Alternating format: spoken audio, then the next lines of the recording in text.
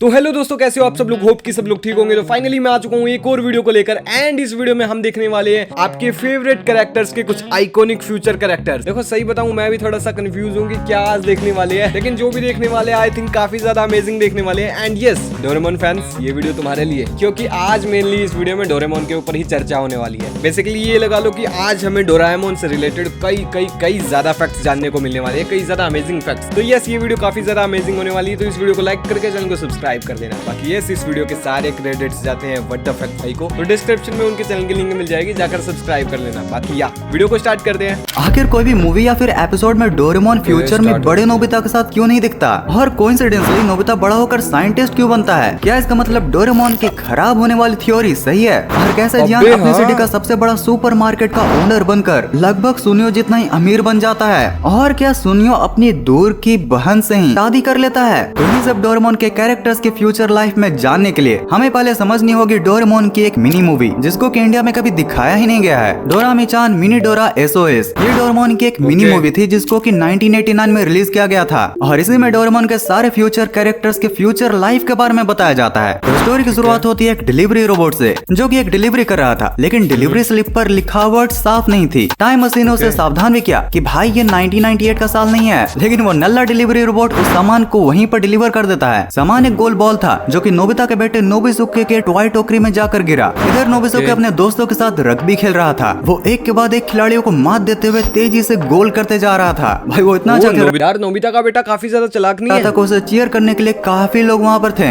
Including this little girl. लेकिन यार जियान के बेटे जाइचिबी और सुनियो के बेटे सुनिकी के लापरवाही की वजह से नोबिसुके की टीम हार जाती है। मैच के बाद नोबिसुके भाई साहब गुस्से में उन दोनों ढक्कन के पीछे भाग पड़े, पर जाइचिबी गलती से गिर गया और रोने लगा। उसने कहा कि उसे रग्बी जैसा हिंसा वाला खेल पसंद नहीं है। मतलब दोस्तों वक्त कैसे बदल जाता है। कौन सोच सकता था कि गर्म जियान का बेटा इतना नर्म होगा। नोबिसुके जब घर लौटा तो सुजुका ने कमरा गंदा होने की वजह से उसे डांटा। नोबिसुके के कमरे में अभी भी उसके बाबूजी नोबिता की पुरानी डेस्क रखी हुई थी, जो उसके लिए अब एक एंटीक चीज थी। तभी वहाँ जियान अपने बेटे जाइचिबी को लेकर नोबिसुके के पास आता है और अपने लाडले को रग्बी सिखाने को कहता है, लेकिन इधर उसका लाडला लगातार रो रहा था। बेचारा जाइचिबी बहुत दुखी था। बाहर नोबिसुके और घर पर अपने पापा से डांट खाकर उसका पेट ऑलरेडी भर चुका था। ये सब देखकर नोबिसुके को भी बहुत बुरा लगा और उसने जाइचिबी को साथ खेलने के लिए बुलाया, लेकिन जाइचिबी ने कहा कि वह नोबिसुके का कमरा साफ करने में उसकी मदद करेगा। नोबिसुके ने सीधा मना कर दिया और गलती से डिलीवर हुई बॉल जाइचिबी को दे दी, लेकिन उसने बॉल लेने से मना कर दिया। लेकिन आखिर में जैसे तैसे नोबिसुके ने वो बॉल उसको चिपका ही दी। छोटा बच्चा रोते हुए बॉल लेकर वहाँ से चला गया।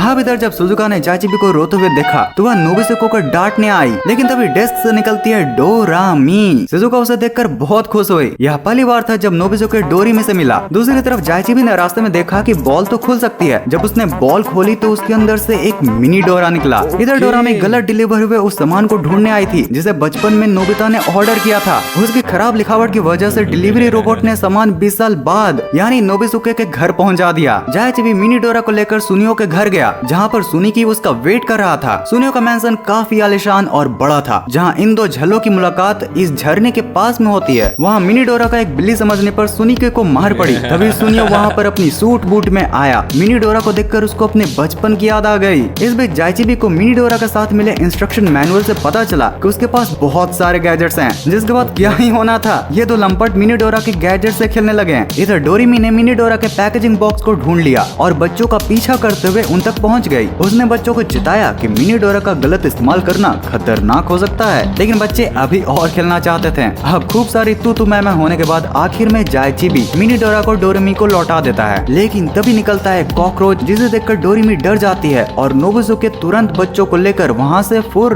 बच्चे जियान के सुपरमार्केट में छुप जाते हैं और मिनी डोरा से डोरेमी से बचने के लिए गैजेट मांगते हैं। छोटू डोरा मेज मशीन निकाल देता है, जिससे पूरा सुपरमार्केट ट्रांसफॉर्म हो जाता है भूल भुलैया में। जिसके बाद आखिर में बच्चे मिनी डोरा से बाहर निकलने के लिए गड्डी भी मांगते हैं, लेकिन भैया अपना छोटा मिनी डोरा अपना छोटा गड्डी ही निकाल पाता है। जिसके बाद फिर वो छोटा प्रकाश स्मॉल लाइट का यूज करते हुए खुद को छोटा करके उस छोटी गड्डी में बैठकर वहाँ से भाग लेते हैं। डोरेमी उन्हें ढूंढ नहीं पाती है और सभी पेरेंट्स को बुलाकर एक पेरेंट्स मीटिंग करवाती है। इस बीच बच्चों का स्पेसशिप सीधा समुद्र की यार इसमें नोबिता नहीं दिखा मुझे पूरी में, मतलब सुनियो दिख गया, जियान दिख गया, शिजुका भी दिख गई, लेकिन नोबिता अभी तक दिखाया नहीं, क्यों? गहराइयों में ही डुबकी लगा लेता है, जिसकी वजह से वो सारे ही बच्चे बेहोश हो जाते हैं। जब उन्हें होश भी आती है तो वो खुद को समुद्र की गहराइयों में पाकर स्पेसशिप के साथ अपनी भी बैटरी गुल कर लेते हैं। सभी बच्चे घबरा जाते हैं, लेकिन नोबिसुके फिर भी हार नहीं मानता और अपना कुछ न कुछ जुगाड़ में लगा रहता है। इधर जब सारी बातें नोबिता को पता चलती हैं तो वो बोलता है, टेंशन नहीं लेने का रे बाबा, मैंने ऐसे ही टाइम के लिए एक ट्रैक बॉल नोबिसुके को दे रखा है, जिससे कि हमें पता चल जाएगा कि वो लोग कहाँ हैं और हम उन्हें रेस्क्यू कर पाएंगे। डोरेमी फाइनली बच्चों को कांटेक्ट करके बताती है कि सुबह होते ही सूरज की पहली रोशनी से तुम लोगों का स्पेसशिप चार्ज हो जाएगा, तुम लोग अभी डरो मत, बस डटे रहो। अब सुबह होते ही स्पेसशिप चार्ज हो जाता है और वह सब सही सलामत समुद्र से बाहर आ जाते हैं। सभी बच्चे अपने पेरेंट्स से मिलकर बहुत खुश होते हैं और अपनी गलती मानते हैं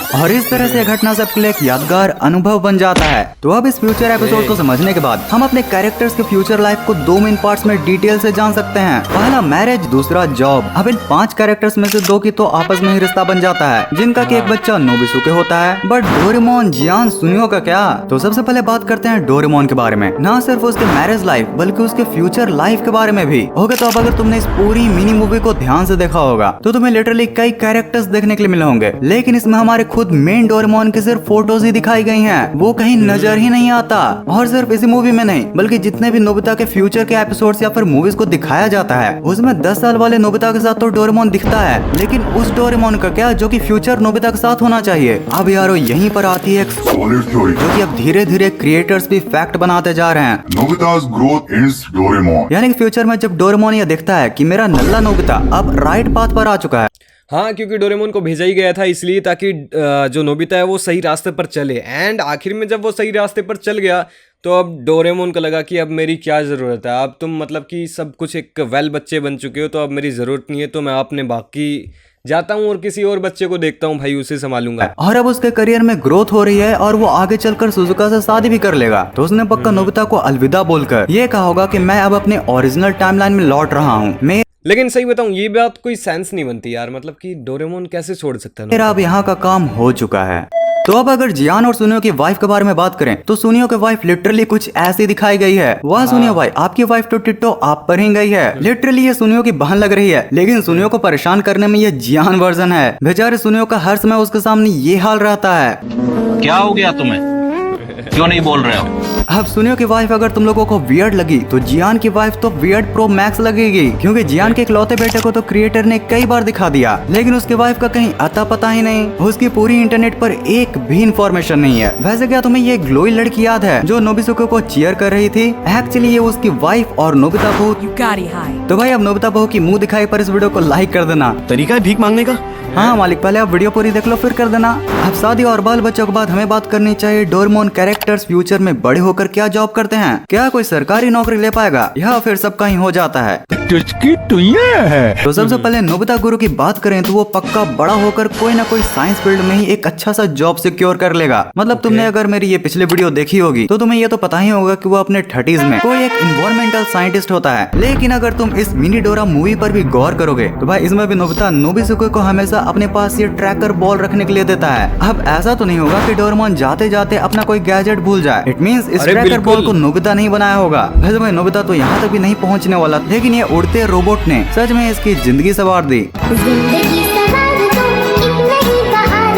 और वैसे भी नोबिता का ड्रीम तो बस शिजुका के साथ शादी करने का ही था, जो कि ऑब्वियसली उसने पूरा भी कर लिया। अब साइंस के मामले में तो नोबिता जियान और सुनियो से आगे निकल जाता है, लेकिन अमीरियत के मामले में सिर्फ सुनियो ही नहीं बल्कि जियान भी बाजी मार जाता है। मिनी डोरा मूवी में लिटरली इस दिन में जो तुम्हें ये बड़ी सी सुपर मार्केट दिख रही है ये किसी और के नहीं बल्कि हमारे मोटो जियान की है। उसकी मूर्ति बननी चाहिए। देख लो भाई, यहाँ तो कैरी भाई की बात मानकर जियान ने खुद का यहाँ स्टैचू लगा रखा है। और अगर इस जापानीज टेक्स्ट को तुम इंग्लिश में ट्रांसलेट करोगे तो लिटरली यहाँ पर सुपर जियानेंस यानी कि मोटो जियान का बड़ा स्टोर लिखा हुआ मिलेगा। वैसे ये कहीं ना कहीं तो होना ही था, क्योंकि लिटरली बचपन से ही जियान को बदमाश तो दिखाया गया था, लेकिन उसके साथ ही उसे काफी मेहनती भी दिखाया गया था। वो हमेशा ही अपने शॉप में अपनी मॉम की मदद करता था और साथ में कई एपिसोड्स और मूवी में अरे हाँ, इनकी तो बचपन में भी शौक थी, तो हो सकता है कि भाई बड़े होकर इन्होंने बड़ा कोई सुपरमार्केट खोल लिया हो, तो ऐसा दिखाना बनता भी था यार। हमें उसे ब्रेव और टीम लीडर की तरह भी दिखाया जाता था, तो कहीं ना कहीं उसे बड़ा होकर एक सक्सेसफुल इंसान तो बनना ही था यार। अगर तुम भी अपने सपनों को पूरा करना चाहते हो तो तुमको भी नुब्ता और जान की तरह एक चीज को पकड़कर उसके पीछे खूब मेहनत करनी चाहिए। सिर्फ वो एक अच्छी चीज तुम्हारे पूरे लाइफ को रंगीन बना देगी। हाँ, सुनियो का एग्जाम्पल मैं तुम्हें इसलिए नहीं दे रहा हूँ क्योंकि उसके पेरेंट्स ने बचपन से ही उसके लिए स्टेज सेट कर दिया था, लेकिन फिर भी ये भी मानना पड़ेगा कि उसने भी लाइफ में काफी अच्छा करते हुए अपने लिए काफी आलिशान मैंसन बना लिया। और इस मिनी मूवी में भी जब उसकी एंट्री होती है तो उसके कपड़ों से वो अपने फैमिली बिजनेस का इलेक्ट्रॉनिक या फाइनेंस कंपनी का सीईओ या फिर कोई हेड लगता है। अब लड़कों के बाद तुम सुजुका को कैसे भूल गए? अरे भाई, उसको लिटरली मोस्टली हाउसवाइफ की तरह दिखाया जाता है जो कि अपने घर के कामों से ही मतलब रखती है। लेकिन हाँ, ये मानना पड़ेगा कि उसने नोबिसुकी की परवरिश में काफी मेहनत की है, क्योंकि जानो अपने सभी दोस्तों के बीच में आलू बना रहता था, वहाँ उसका बेटा लिटरली सबको लल्लू बना के रखता है और साथ में काफी समझदार भी होता है। तुमने भी गौर किया होगा कि जहाँ सारे बच्चे स्पेसशिप में पैनिक कर जाते हैं वहाँ ये शांत रहता है। हालांकि हाउसवाइफ के साथ कई जापानीज कम्युनिटी में सुजुका के फैंस का ये भी मानना है कि वो बड़ा होकर कई चैरिटेबल वर्क्स करती है। इवन कई जगह उसको आर्टिस्ट या फिर नर्स की तरह भी दिखाया जाता है। भाई कुछ भी बोलो, लेकिन मीम्स में तो काफी ट्रोल होती है वो। जैसे ये तो तुमने जरूर ही देखा होगा। भाई जरा कम ही हंसो वरना सुजुका इस मोड में आ गई तो तुम्हारी खैर नहीं। ओके, तो बढ़ते हैं नेक्स्ट मीम की तरफ। इंडियन टीवी सीरियल भी लाइक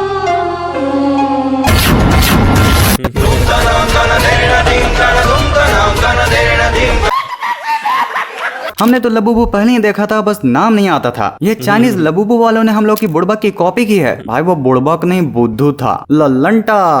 इसकी तो MBBS भी कंप्लीट नहीं हुई है, इलाज करवाओ कि नहीं? मत करवा भाई, इंजेक्शन पड़ जाएगा। उससे अच्छा तो ये दो वीडियोस देख ले। इन दोनों में फनी मीम्स के साथ काफी सारी इन्फॉर्मेशन भी है। और यार अगर तुम्हें वीडियो पसंद आई हो तो चैनल को लाइक करके वीडियो को सब्सक्राइब कर देना।